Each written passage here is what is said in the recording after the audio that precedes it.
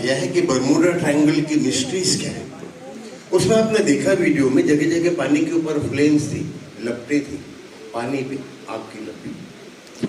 थोड़ी देर बाद हमने देखा थोड़ी थोड़ी देर में ब्लास्ट हो रहे थे छोटे छोटे।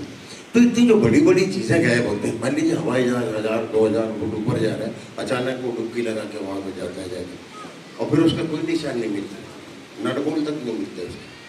बड़ा पानी का जहाज, उसमें सैकड़ों लोग यहाँ से वहाँ होते हैं, अचानक वो कागज़ की नाव की तरह उसमें बन जाता है और कोई कुछ खबर कोई निशान उसका नहीं मिलता।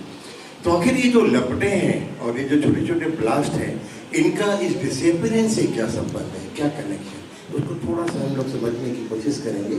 स्टेज पर इस जादू, इसका नाम भी हमने वही दिया है, द बर्मुडा ट्रायंगल।